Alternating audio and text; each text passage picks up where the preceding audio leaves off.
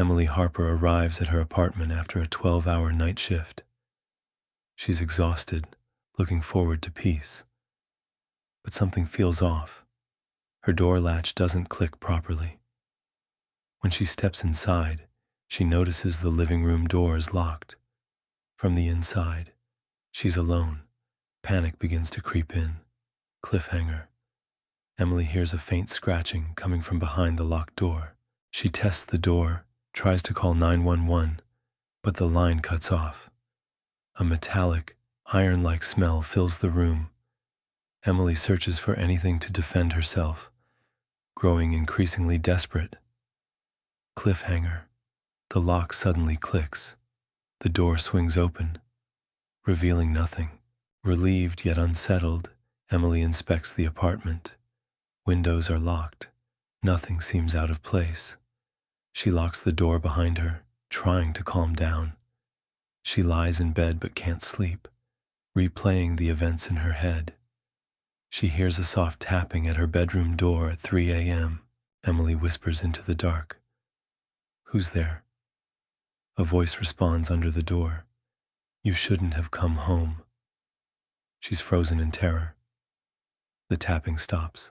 The voice doesn't. Emily contacts the landlord. He mentions a previous tenant who disappeared mysteriously. The apartment door had a reputation for locking itself from the inside. Emily swears she hears scratching again, this time from inside the apartment. Determined to face it, Emily stays inside, barricading the door with furniture. Every sound seems amplified. Pipes, creaks, faint whispers. She questions her sanity.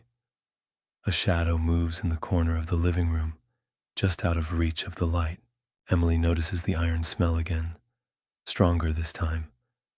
She tries to leave, but her keys are missing.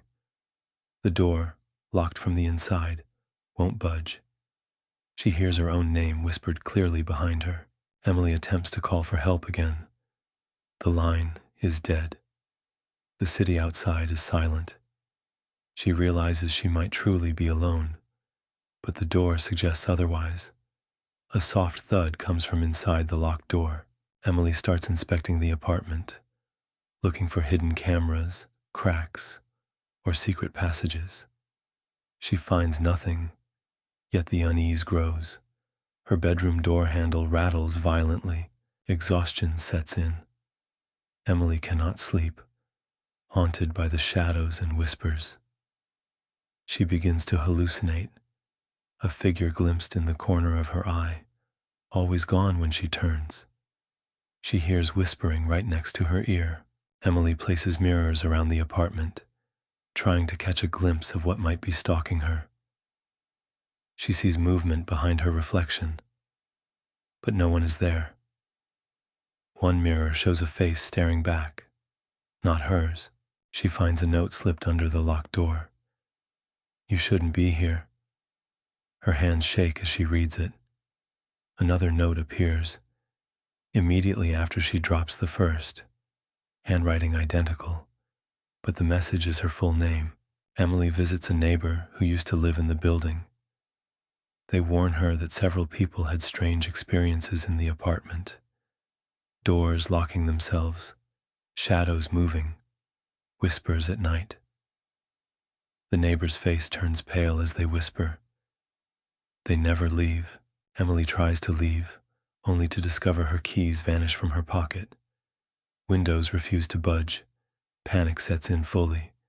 The smell of iron thickens, coming from behind the locked living room door. Emily hears footsteps, slow, deliberate, coming closer. No one is visible, but the sound is unmistakable.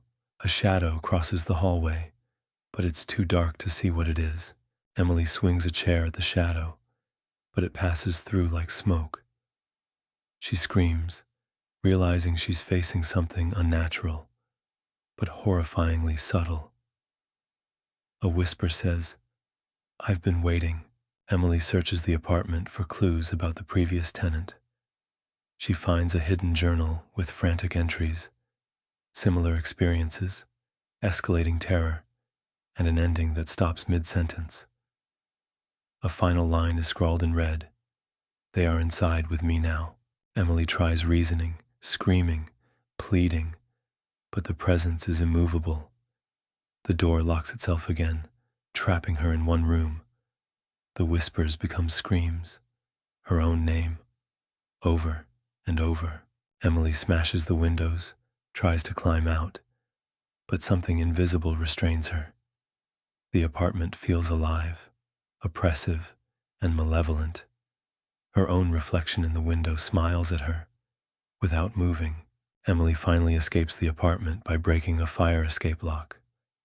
She stumbles into the street at dawn, disheveled and traumatized. She never returns. Later, a new tenant moves in. The apartment door is locked. From the inside,